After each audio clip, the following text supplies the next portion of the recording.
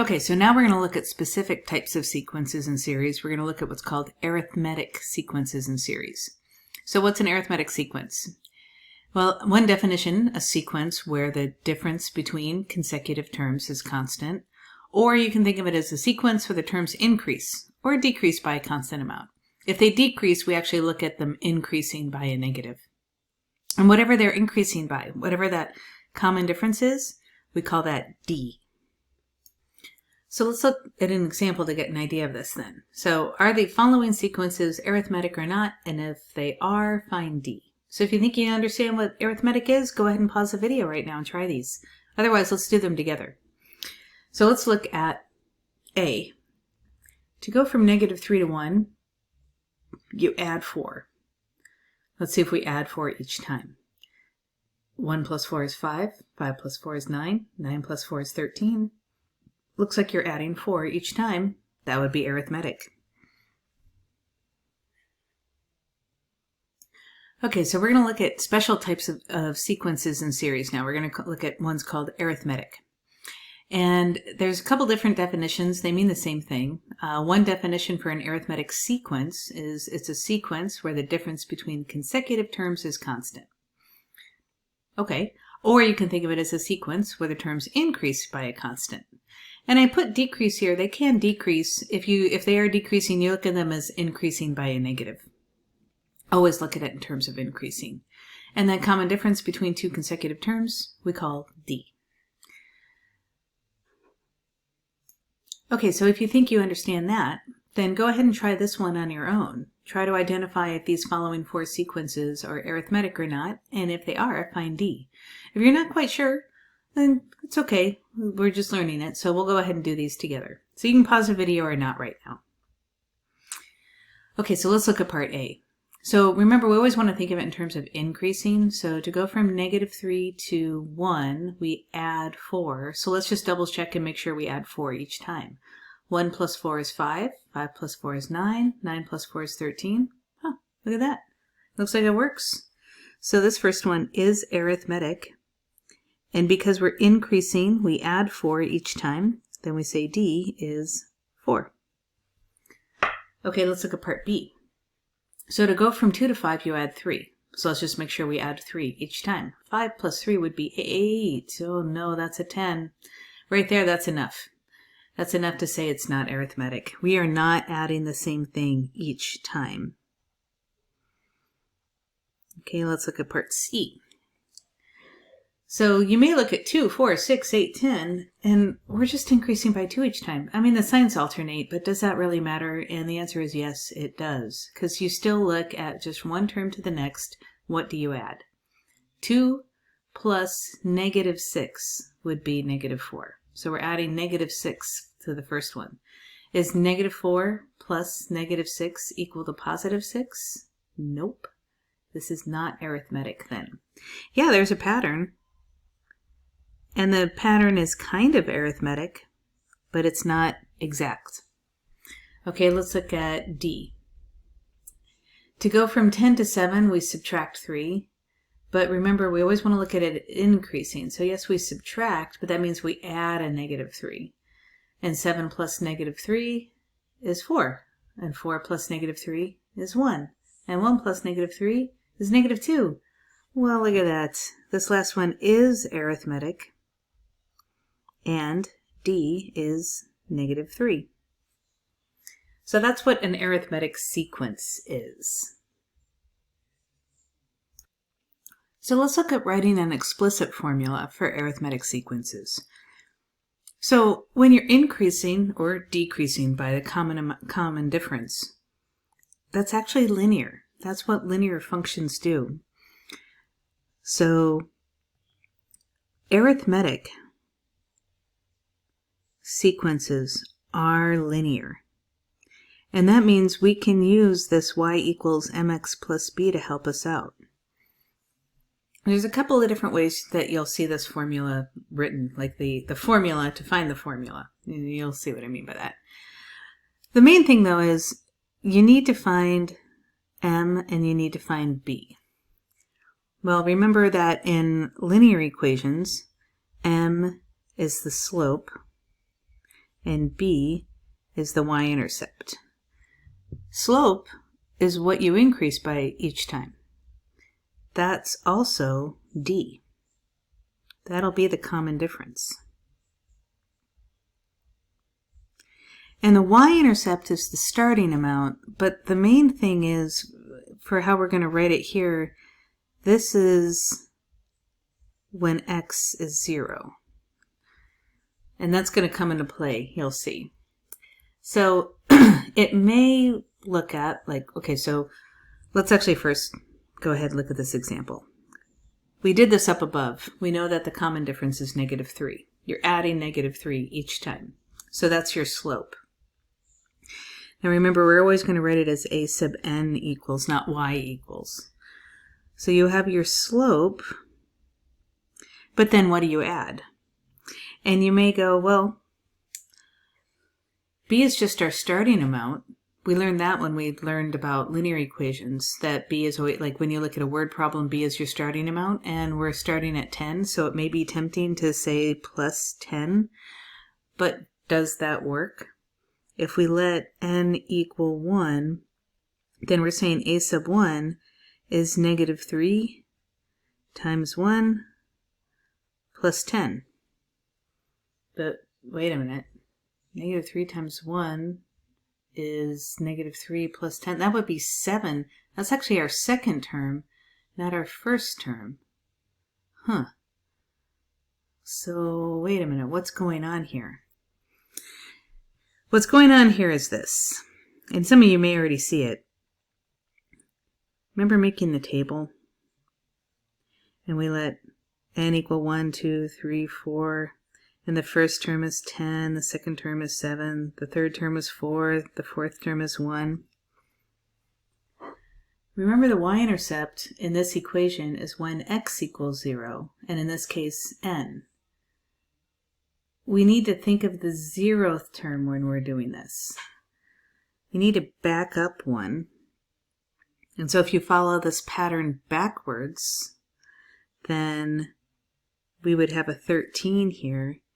This 10 up here should actually be 13.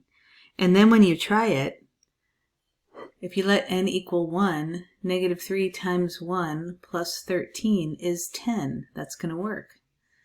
In fact, even if we look at the fourth term, when n is 4, -3 times 4 is -12, plus 13 is 1. When n is 4, it's 1. So this works. So the key is you have to go backwards 1. You have to look at the 0th term. And I'm putting my fingers in quotes when I say that. We don't really have a 0th term, but you have to think of that when you're thinking of your y-intercept for this. So what does that really mean? That means this. There are, well, in this problem we have this, but if we want to generalize this, so formula to find the explicit rule for arithmetic sequences.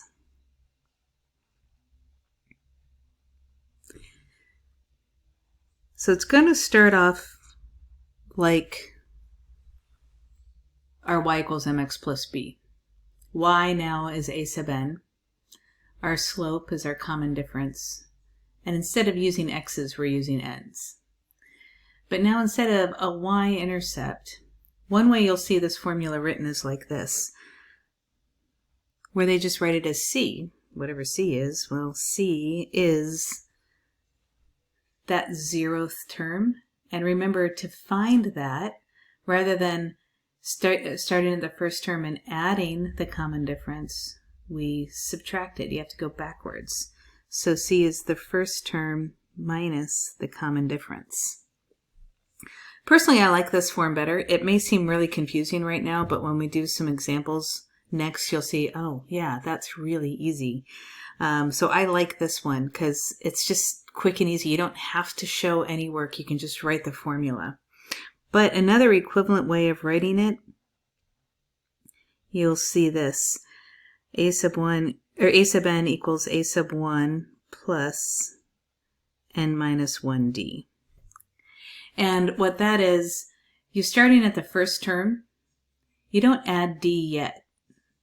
The second term is the first term plus d. The third term is the first term plus 2d, and so on. So let me write this out here.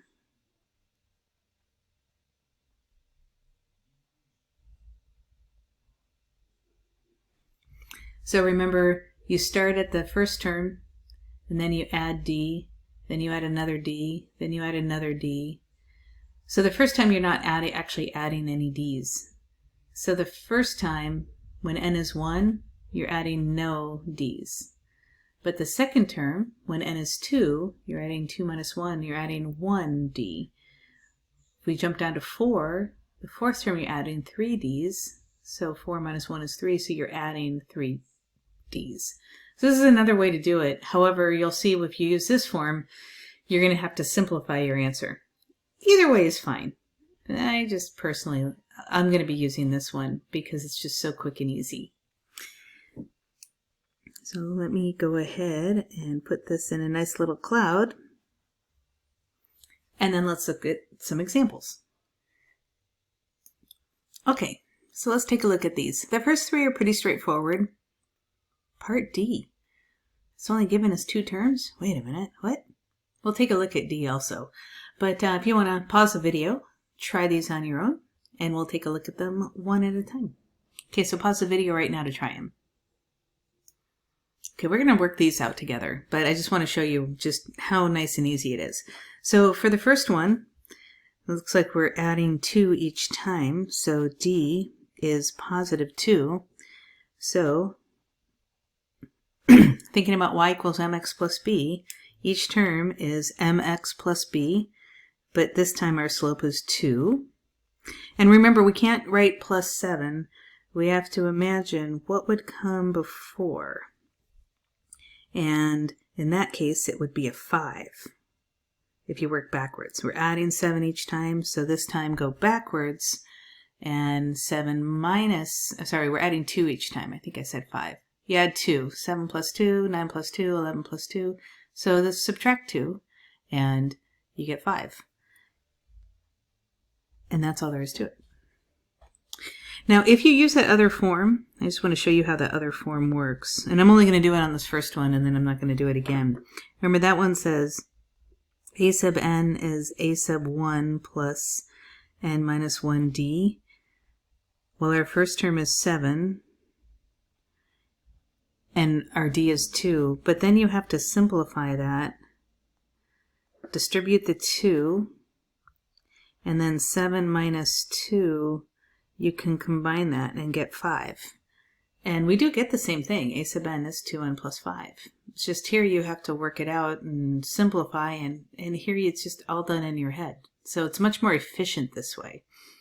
So that's why I like this one better. Okay, so like I said, I'm going to, I'll save this for the notes. I'm just going to make it a little smaller. Put it off to the side here. So that's a little extra. Okay, so let's take a look then at this next one.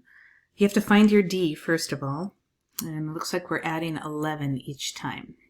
So D is 11. So a sub n is 11n. 11 is your slope. But then go backwards. If you subtract 11, 5 minus 11 would be negative 6. And so minus 6. You got it. The next one. This time we're decreasing, so D is going to be negative, and it looks like we're decreasing by 4 each time. So D is negative 4. So a sub n is negative 4n.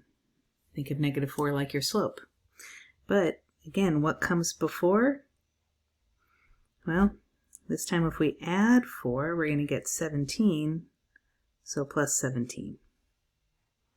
Isn't that beautiful? So much nicer. All right, so then what about D? D is different.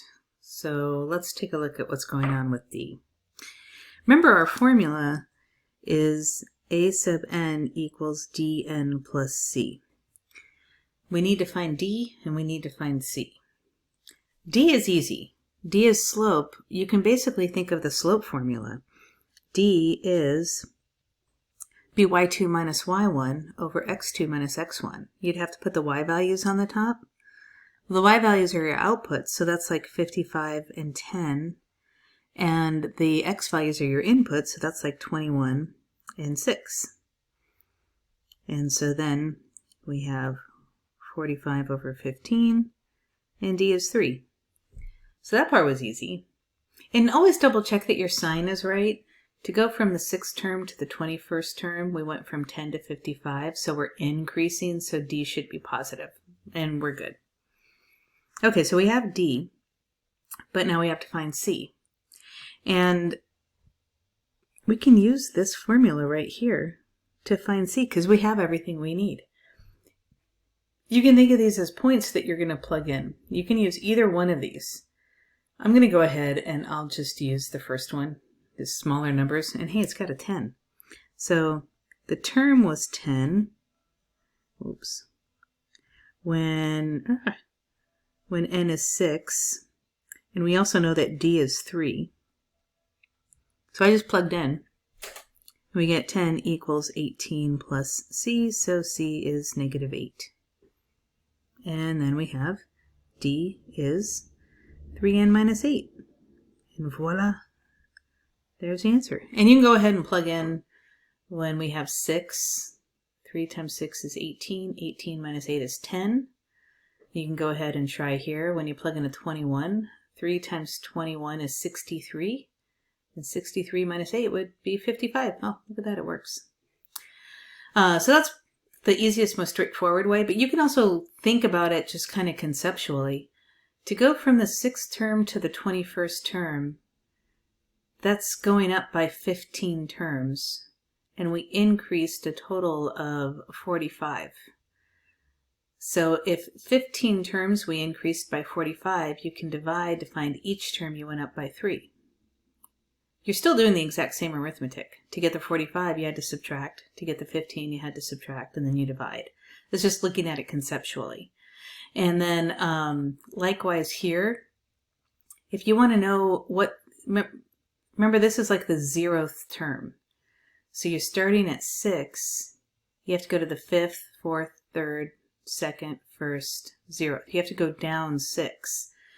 So you have to subtract 3 6 times, and 10 minus 18 is going to give you that negative 8. But look, that's exactly what you're doing over here. You're going down 6 times by 3, and starting at 10, if you go down that amount, you get negative 8. Like, it's all here. So you can use the formulas to guide you if you like to trust in the formulas. If you're one of those people that thinks more conceptually, you can think that way. You're still going to be doing the exact same thing. All right, so that is arithmetic sequences. All right, so just like a series was the sum of the terms of a sequence, well, an arithmetic series is the sum of the terms of an arithmetic sequence. So just some really basic ones. 3 plus 6 plus 9 plus 12 plus 15. We looked at that the last video. That is an arithmetic sequence of 3, 6, 9, 12, 15, but then you're adding them, so it turns into a series. You could also have 10 plus 7 plus 4 plus 1 plus... Each term represents a term of an arithmetic sequence, but we're adding them up, so it's an arithmetic series. So that's all an arithmetic series is. But now let's look at actually evaluating arithmetic series. How do you do that? So there's a classic example. Find, excuse me, the sum of the integers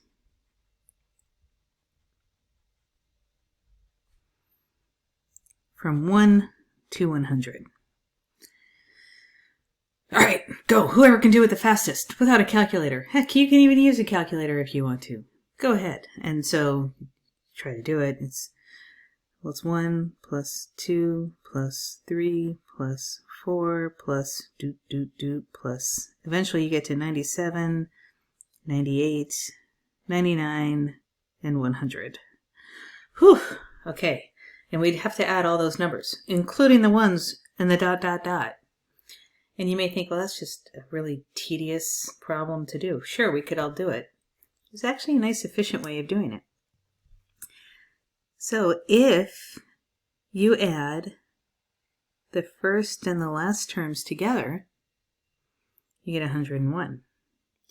Now if you add the second plus the second to the last, 2 plus 99 is 101.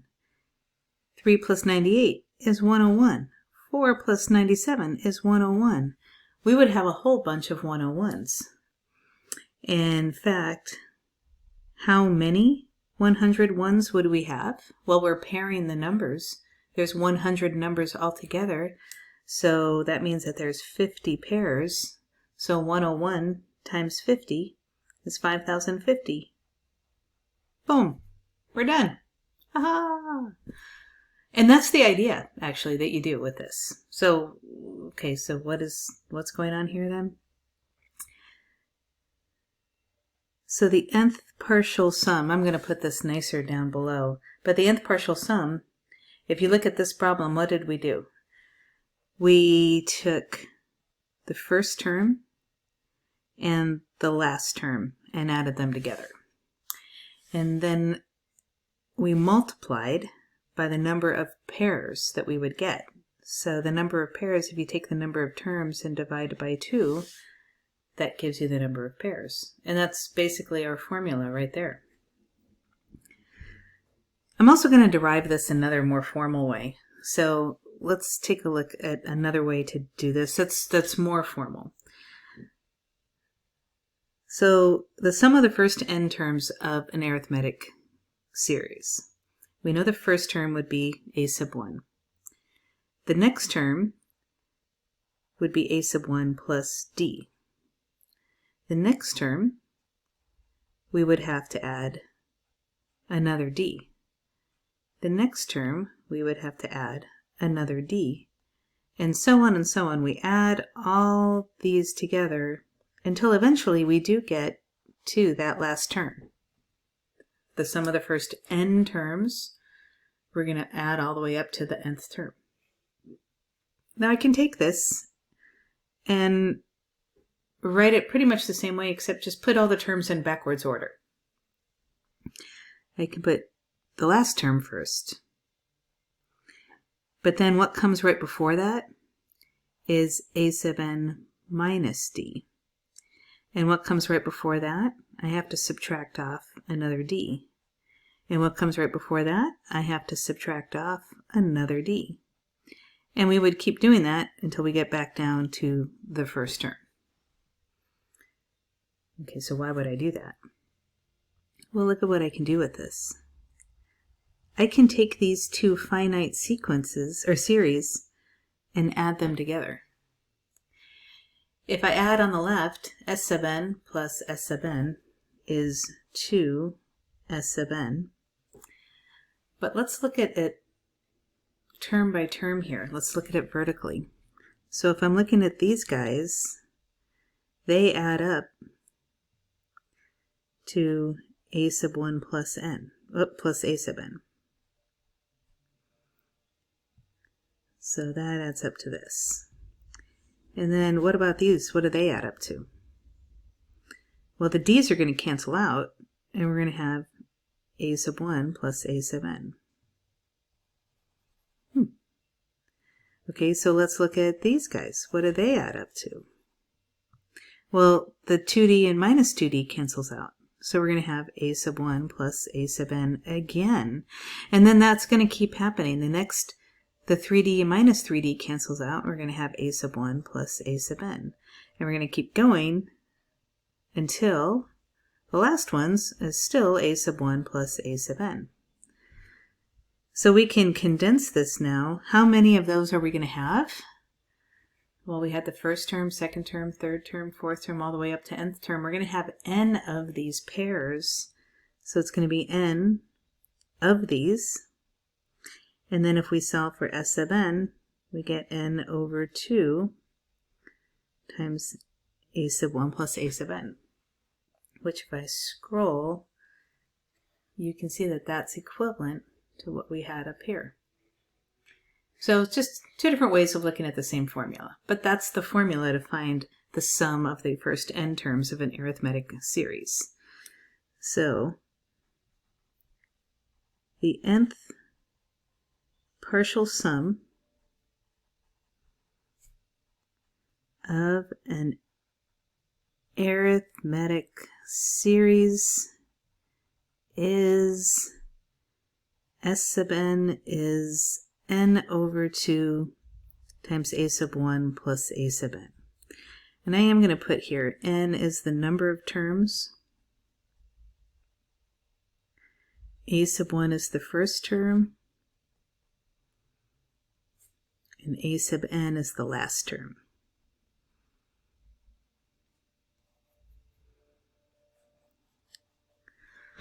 Okay, let's go ahead and look at some examples, and that will finish things up for us.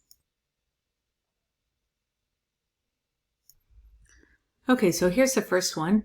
And again, if you want to pause the video and try these on your own, go ahead and we'll take a look at together right now. Okay, so with each one of these problems, they're going to give you something slightly different. And so each one's done slightly differently, but I like to let the formula be your guide. So we know the formula says S sub n equals n over 2 times a sub 1 plus a sub n. Let's make sure we know all the parts. We know that we're trying to find the 30th partial sum, so n is 30. And this n is 30. A sub 1 is the first term. We know that that's 4. A sub n. We don't know the last term. Well, we have to find a formula for this. So we know n is 30. We know a sub 1 is 4. But we need to find a sub n. But we can see that we're going up by 3 each time. So it's going to be 3n. And then remember, go backwards 1. So instead of adding 3 each time, just subtract 3. And you're going to have plus 1. We have a sub n now. Ta-da! And we can even find a sub 30. You can find it out here or plug it into the formula. It doesn't matter. That's going to be 90 plus 1, so it's 91. We have everything we need now. We go ahead and plug it in. So the 30th partial sum is 30 over 2, and then first term was 4, and the 30th term is 91. So it's going to be 15 times 95, and I am going to use my calculator for this. I know that the 30th partial sum is going to be 1,425. So again, I started off with a formula, but then I looked at what I had and what I needed to find, and then I had this problem that I had to work out on the side. I didn't know a sub n. Sometimes you have everything you need and you can plug it right into the formula. Sometimes you don't. And so sometimes you have a little bit of extra work before you can actually plug everything in the formula. So there's first example. Okay, so now let's look at this one. Oh, this time it's given in summation notation. Okay, let's see if this one's any different then. So again, if you want to pause the video, go ahead. Otherwise, let's look at it together. So the first thing, we're talking about arithmetic sequences and series, so we're probably dealing with an arithmetic series right here, but you can always spot one. If the argument is linear, then you know it's arithmetic. So when we start jumbling things up with other concepts, with other types of series, that's how you can always spot you've got an arithmetic one. Okay, arithmetic, that means we're going to deal with this formula. So let's make sure we know everything. Well, do we know how many terms we're going to be adding? To go from 1 to 15, that's going to be a total of 15 terms. So n is 15. The first term. How are we going to find the first term? Well, we're starting at 1, so just plug in a 1. So it's going to be negative 10 minus 3 times 1. So it's going to be negative 13. And then what's a sub n? Well, a sub n, is the last term. We're ending with 15, so we're going to plug in a 15 here, and we have that. So that's negative 10 minus 45, so it's going to be negative 55. So it does. It looks like we have everything we need. We can go ahead and plug it into the formula and go with it. So the 15th term is 15 over 2 times negative 13 minus 55. I'm going to go ahead and leave this here because 15 over 2, that would be a decimal. I mean, I'm using a calculator. It won't be that bad. But if I was doing this by hand, I would do this first in the parentheses because that's going to give me an even number. And then I can divide that one by 2 and just deal with 15 times 24. A little easier that way. And so I'm going to get negative 360. So there's our second one. I got 2 more examples I'm going to do with you. Okay, so let's take a look at this one. Again, pause the video if you want to try it on your own. Otherwise, we'll take a look at it together. Okay, so again, we got to make sure that we know everything. Now this one has a trick. I am not starting at 1, I'm starting at 10. So how many terms are there from 10 to 40? Remember, I got to include 10 and I have to include 40. So I don't just subtract. If I subtract, I'm not including the 10. So 40 minus 10 would be 30, but then I have to include the 10. There's 31 terms.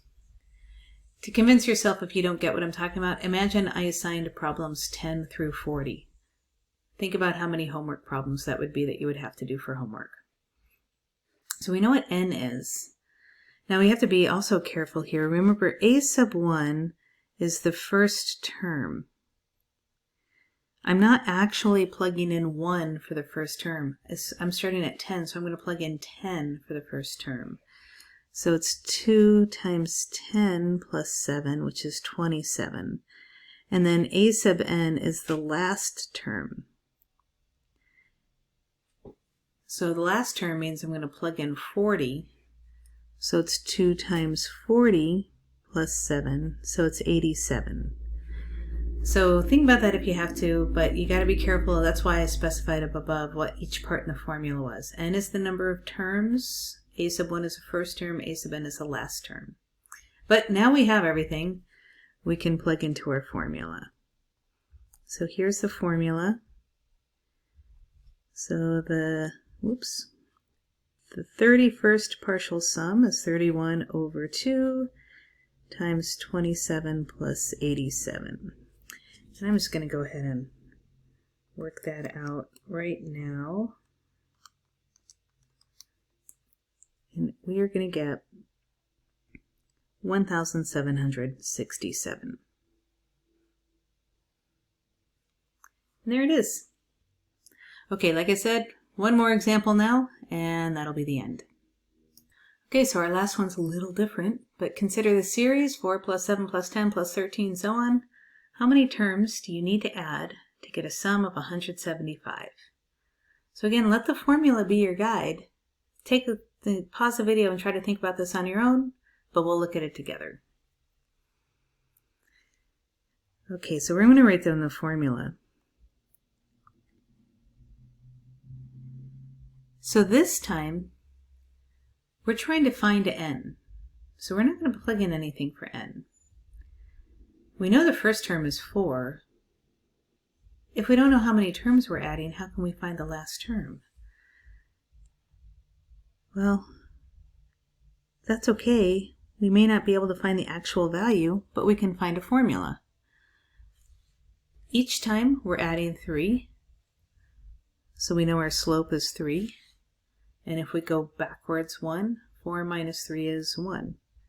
We're going to use that for our formula, and it's okay that we don't have anything to plug in for n, because that's what we're trying to find. We have everything. In this case, we know that our sum, we don't know what n is, but we do know that the actual sum is going to be 175. So we just plug in now, and we're going to solve for n.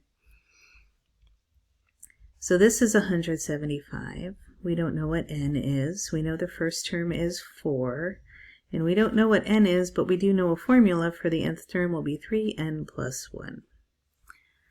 And now we have a formula that we're going to work out. So if I just multiply both sides by 2, I'm going to get 350. And then if I combine what I get in there, I have 3n plus 5. And oh goody, this is going to be a quadratic. Yes. Now this one's kind of an ugly quadratic. You can try factoring it. But by the way, a little note, n should be a whole number. These should always factor. So you can try factoring if you want. Honestly, when the numbers get like this, I'll probably go to the quadratic formula, especially since I already have a calculator. So I snap my fingers and voila, here's a quadratic formula worked out. So we're getting 10 and we're getting negative 70 over 6. And remember, n is how many terms you're supposed to be adding. So first of all, you can't have a fraction, and you also can't add a negative number of terms. So n has to be 10. We're getting 10 or negative 70 over 6. I could simplify that, but I'm just going to throw that number away anyway. We're going to add 10 terms. All right, that's it. Have fun with your homework this week. Bye.